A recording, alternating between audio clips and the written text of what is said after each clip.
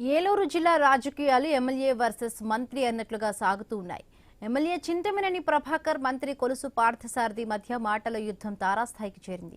ఒకరిపై ఒకరు కౌంటర్లు వేసుకుంటున్నారు. వైసీపీ నుండి వచ్చిన కోవర్ట్లు కూటమిలో ఉన్నారంటూ ఎమ్మెల్యే చింతమనేని ప్రభాకర్ చేసిన వ్యాఖ్యలకు మంత్రి కొలుసు పార్థసారథి కౌంటర్ ఇచ్చారు.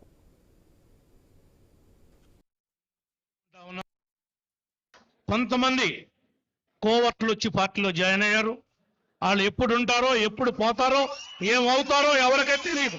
Care of address YSR. కానీ పార్టీలో ఉండేది మణి ముసుగులో ఉండి మణి చెట్టును మాత్రం మణి కత్తితో నరకొద్దని మిమ్మల్ని కోరుకుంటా ఉన్నాను. పెద్ద మనసుతో చెప్పిన విషయాలను అర్థం చేసుకుని మా నియోజకవర్గంలోనే కాదు ఈ జిల్లాలో అలాంటి సమస్యని రాకుండా కాపాడగలుగుతారని, మీ యొక్క నాయకత్వంలో అడ్డుకుంటారని, అది ఏలూరు కావచ్చు, దెందులూరు కావచ్చు, ఉంగుటూరు కావచ్చు, ఏదైనా కావచ్చు, కూటమంటే కూటమే. కూటమంటే బీజేపీ, తెలుగుదేశం, జనసేన తప్ప వేరే వాళ్ళు ఈ పార్టీలో చలామణి అవటానికి వేరే ముసుగుతో ప్రయాణం చేస్తున్నారు.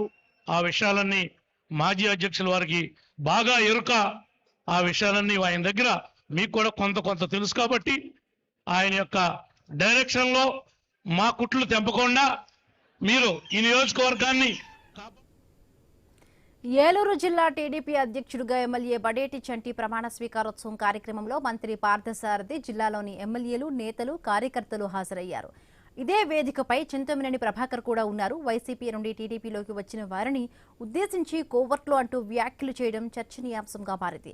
వెంటనే అదే వేదికపై ఉన్న మంత్రి పార్థసారథి కౌంటర్ ఇచ్చారు.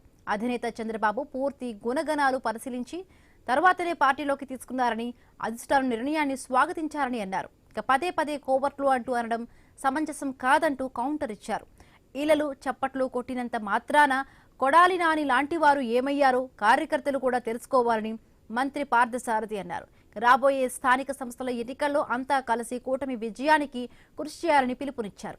వైసీపీ నాయకులకు రోడ్ల మీదకు వచ్చి ఓట్లు అడిగే హక్కు లేదని ఆయన ఆరోపించారు. ప్రభాకర్ గారు వెళ్ళిపోయారు. వారు పదే వైఎస్ఆర్ కాంగ్రెస్ పార్టీలోనికి నుంచి వచ్చిన వాళ్ళ గురించి బాధపడుతూ ఉంటారు.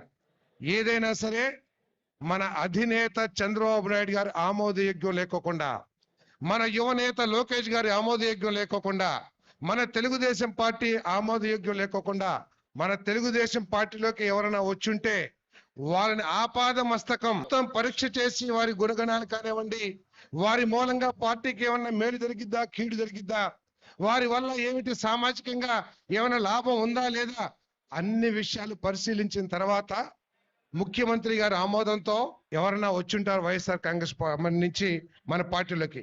కాబట్టి వాళ్ళని కలుపుకుని వెళ్లాల్సిన అవసరం ఉంది. మనం 164 స్థానాలు సాధించామంటే కొన్ని వైసీపీ శ్రేణులు కూడా మనకి ఓటు వేసి ఉంటాయి. కాబట్టి ఇవన్నీ కూడా వివాదాలు సృష్టించుకుంటూ పోయి, కానీ పార్టీ మొత్తం ఒప్పుకున్న తర్వాత పదే అదే విషయాన్ని కొంతమంది విజిల్స్ ఇవన్నీ కొడాలని వీళ్ళందరూ కూడా విజిల్స్ వేసి